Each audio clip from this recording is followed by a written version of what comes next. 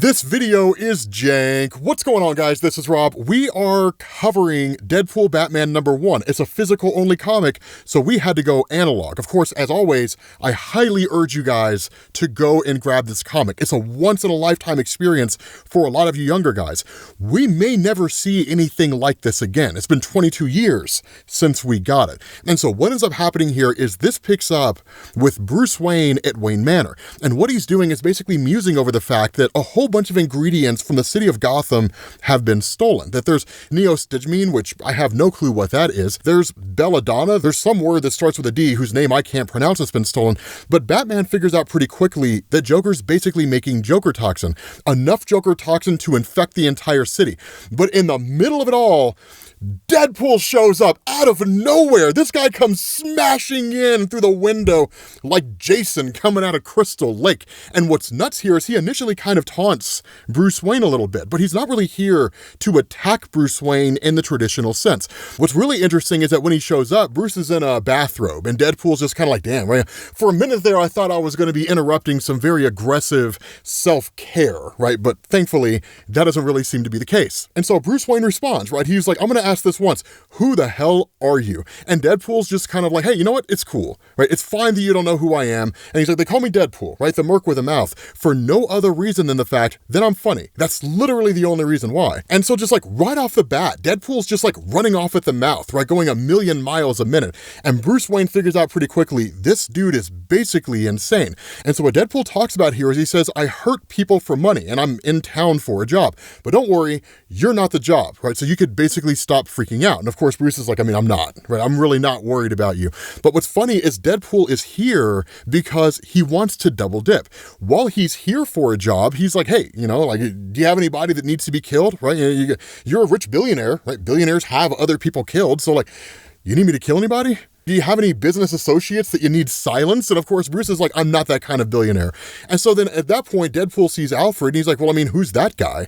You know, and it's just like, I mean, that's my butler. And he's like, oh, your butler, yeah. Like, that guy never hosed blood and cheap perfume out of the back of an Aston Martin. Sure, right? It's kind of hilarious, right? This idea that he initially just thinks Alfred needs to be offed. And so at that point, he's like, all right, whatever, right? And Deadpool's just like, if you can't respect me enough to have an honest conversation about your disgusting and shameful proclivities, then I'm out of here. I should be focusing on catching this Batman guy anyway. And so that's immediately where Bruce is like, wait, so Batman's the job? Right, this guy's going after Batman? And Deadpool's like, have you ever heard of him? Right, some guy dresses like a bat, which I'm assured is grim and scary, even though it's clearly hilarious. Right, it sounds made up, I know, but I'm being paid a lot of money to hunt that guy down. And so in the middle of this whole conversation, the bat signal fires off in the sky. And so at that point, Deadpool's just like, okay, so is that like a bat call? Like, is that how you guys get a hold of Batman? Like, is that how Batman shows up? And so Bruce is just like, no, right? It's a bat signal. And so at that point, Deadpool's just like, exactly what I need, right? He's like, the bat signal. He's like, cool. There's no way this guy is serious, right? He's absolutely doing a bit. There's no conceivable way that some superhero in this place shines a light in the sky to alert everybody to the fact that he's there, right? So ultimately, he just ends up taking off. And then when he shows up in Gotham City, he confronts Commissioner Gordon, and this goes pretty much exactly the way that you would expect, right? He's like, is this the line to meet Batman? You know, and Jim Gordon's like, I mean, that's close enough, right? Like, I'm Jim Gordon, Gotham City Police Department. And Deadpool's like, dude, you don't need to tell anybody that. Your mustache gives that away, home slice. And he's like, let me guess, grizzled, play by your own rules, still sneak a smoke between panels. And then Jim Gordon fires back in kind. It's one of the best things about Jim Gordon's character. He's got a dry sense of humor and he never misses a beat, right? Let me guess, maladjusted, tenuous grip on reality, no moral compass. And he's like, I've worked Gotham long enough to know a lunatic when I see one.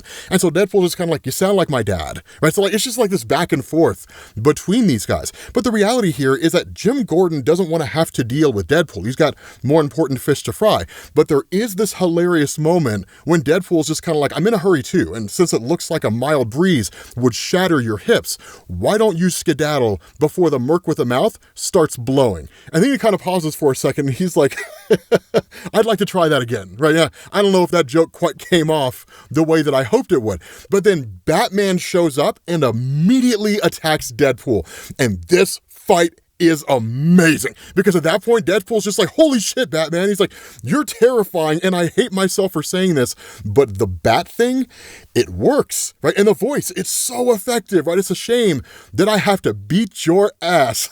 And so at that point, he like goes to attack Batman. And of course, Batman, being an expert martial artist, overcomes Deadpool, and Deadpool recognizes it, right? He was like, so you're slightly better than me at karate? Well, that's fine, because I brought toys. And the response of Bruce, so did I. And like literally throws batarangs at like Deadpool's hand, disarms him. And then at that point, after Deadpool gets a couple of bullets off, Batman literally ends up wrapping this guy up. Like he literally throws ropes around him to hold him in place. And so that's where Deadpool's like, you know what, you're right. We are evenly matched, right? And look, here's the thing. We want to know which one of us would win. That's true. Of course we want to know which one of us would win. Of course we all know that it would be Deadpool. And then at that point, Deadpool's like, but the point is that we each earned each other's respect. That much is clear. And because Deadpool's breaking the fourth wall, right, clearly talking to us, Batman has no clue what's going on, because keep in mind, DC doesn't really have a fourth wall in the same way that Marvel does, right? Joker doesn't break the fourth wall. In fact, I think he's only ever done it once or twice. He's done it before. It's happened before,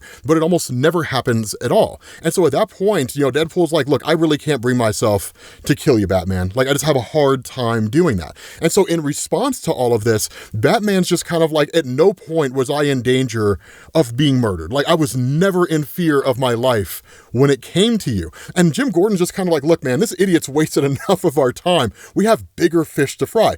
The Joker sent us a message that he's giving you 6 hours to find him before he basically unleashes Joker toxin in the city.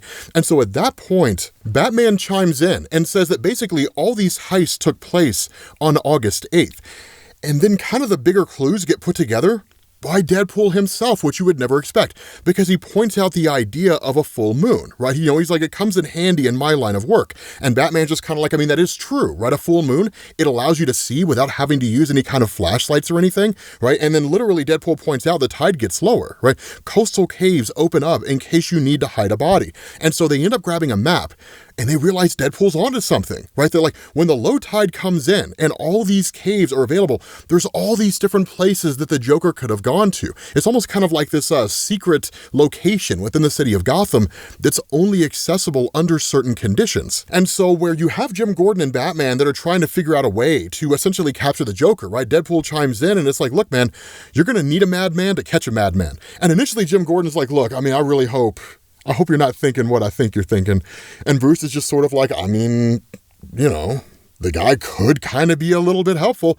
So he brings Deadpool along. And Deadpool is on a ride along with Batman. And that's a crazy thing, because Deadpool starts cracking jokes and nonsensical things, talking about how the inside of the Batmobile is just so incredibly small that it's difficult for him to fit into.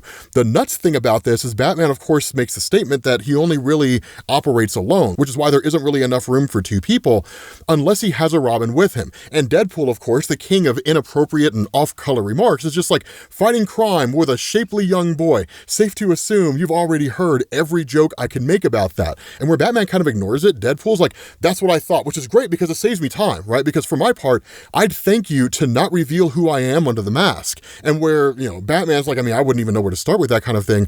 Deadpool's just like, it's bad, right? Like, this misshapen puss is the price I pay for my healing factor. Same procedure, basically gave me both, which is why I didn't have to beat you back there. Just had to get you into an enclosed space. And he says, sorry, buddy, a job's a job. And he just lets out this gas grenade that knocks Batman out, because come to find out, Deadpool's here because he's been hired by the Joker.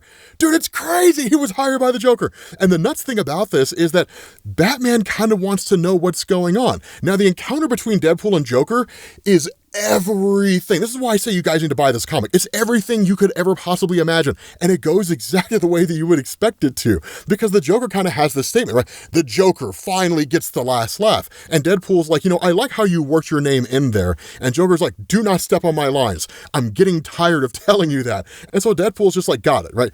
You're doing great. And Joker's just like, shut up. It's very reminiscent of that scene between Wolverine and Deadpool, right? In the Deadpool and Wolverine scene, right? He's just like cussing at him, screaming at him and whatnot.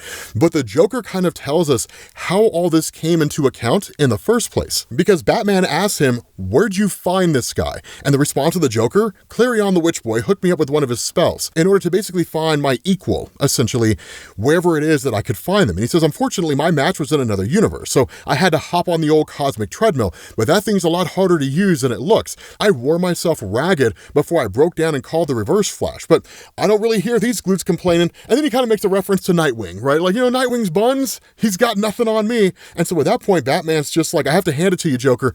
You're brilliant, and you found someone crazier than you. And that's where the ploy starts, because keep in mind, guys, Joker does not like the idea of anybody else, quote unquote, replacing him as Batman's main arch nemesis. He despises that, right? And that's where Joker's just like, I mean, I wouldn't say crazier, and Batman's like, I would, right? You spent a lifetime trying to drive me insane. That clown did it in an hour. And that's where Joker's like, do not call him a clown. That's insulting. I am the only clown here. And Batman digs in a little bit more, right? You're right. He's something more, terrifying, unhinged, but self-aware. The perfect opponent, a villain worthy of the bat, a villain worthy of my obsession. And so at that point, the Joker's just like, Wade, can we go have a conversation somewhere? And takes him to the side, right? And the funny thing about this is Deadpool's just sort of like, do you really want to kill this guy? I mean, he's kind of like a once in a generation dude, right? Like, are you sure you're doing the right thing? And Joker's just kind of like, yeah, like 100%. Because Deadpool's like, really? I mean, I'm getting obsessed with this guy, right? I could see us playing an extended game of cat and mouse, one that spans decades and slowly evolves into a de facto relationship that neither of us knows how to end. Because against the odds, it's become the most important relationship in our lives. I don't know, I'm just spitballing. Literally, he's describing the relationship between Joker and Batman. He's just kind of like, I could see myself replacing you as Batman's arch nemesis. And he's like, I mean, we could both be the nemesis of Batman, right? I can be the younger, sexier, funny one that he truly fears, and then you can be the one who laughs at his own jokes. You know, and Joker's just kind of like, what a fantastic idea.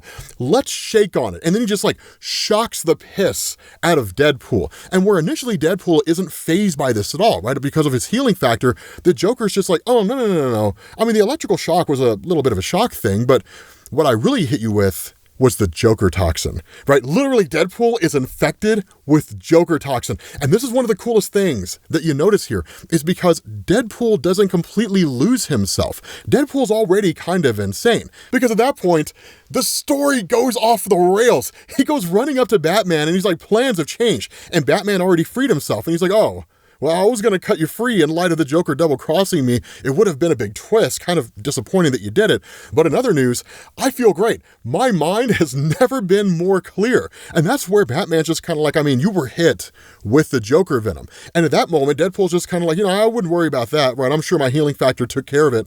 And that's when Batman's like, somebody should tell that to your face. And he's like, what? I mean, is there something wrong with it? Does it look weird? And then you go into like this completely unexpected ending. Because at that point, the Joker says it's been over, Batman, right? There's enough Joker venom in that carousel to poison every man, woman, and child in Gotham. In 30 seconds, it'll be pumped through every utility pipe in the city. And there's only one way to stop it. A switch in the carousel center. Press it, and the venom will detonate harmlessly while killing anyone dumb enough to play the hero. Do you see it now? Do you understand why we're both here? Whether in the fire of heroism or in the shame of cowardice, Batman dies tonight. And he says, what'll it be, Batman? It's my final joke, and you choose the punchline. And Deadpool's like, I got this, Batman! And he just runs up on the carousel and hits the button and blows up all the Joker toxin and like saves the day. Right? It's the most logical conclusion. It's the most logical ending to this, right? He's like, we're done. Like, I won. The Joker's been caught. And at that point, the Joker's just kind of pissed, right? And it's kind of amazing because if this was any other Batman story, Batman would sit there and fight the Joker and the clock's running down and Batman's trying to figure out what to do. But no. Deadpool just like smashes the button and blows up all the Joker toxin. And so at that point, with the Joker loaded up in the car, Deadpool's just like, room for one more? Right? And he's like, oh, I'm just kidding, right? You know, the Man Wonder sits up front.